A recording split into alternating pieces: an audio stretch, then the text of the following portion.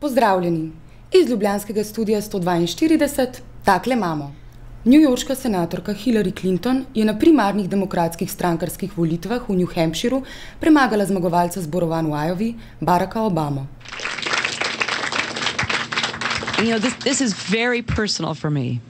It's not just political, it's not just public. I see what's happening, and we have to reverse it.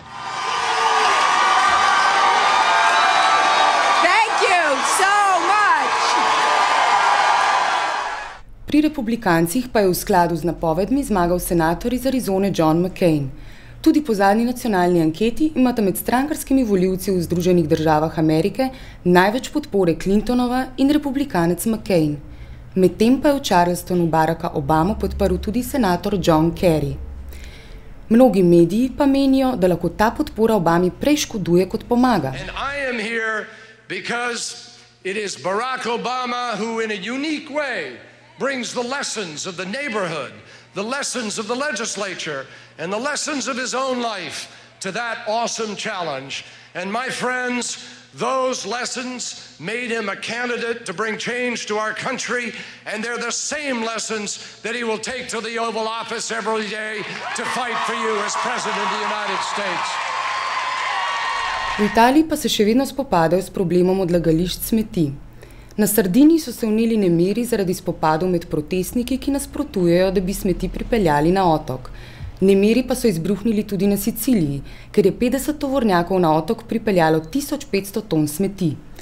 Ladje iz neapeljskega pristanišča sicer po vsej Italiji razvažajo težke tovornjake z odpadki, ki so se tam nabirali zadnje tedne, a besni Neapeljčani kupe odpadkov vsak dan še povečujejo in vsako noč izbruhne po več 10 podtaknjenih požarov. Kenijska vlada je zavrnila posredovanje misije, ki naj bi jo vodil nekdanji generalni sekretar Združenih narodov Kofi Annan. Ghana's Kofi Annan will be stepping into the country amidst heightened political activity. He will be following in the footsteps of his president, John Kufuor, who left the country this week after failing to broker an agreement between ODM and the government. Already Kofi Annan has been briefed on the situation in the country. Annan naj bi si prizadeval za rešitev povolilne krize v državi. V Nairobi naj bi prispel v torek, vendar je Kibakijeva vlada ponovno zavrnila kakršnokoli mednarodno posredovanje.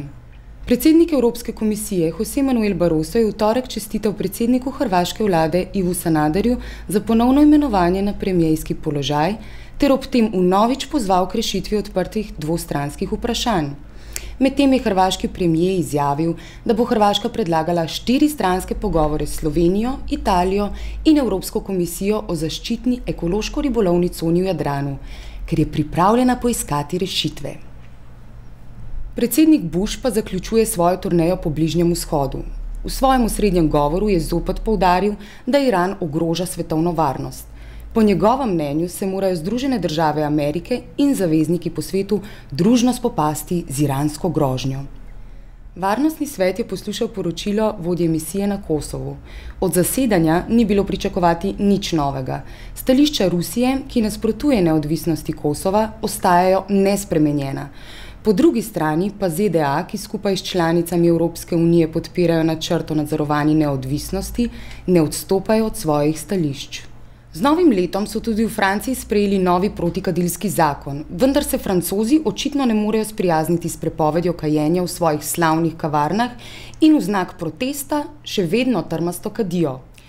Iz ljubljanskega studia 142, nasvidenje!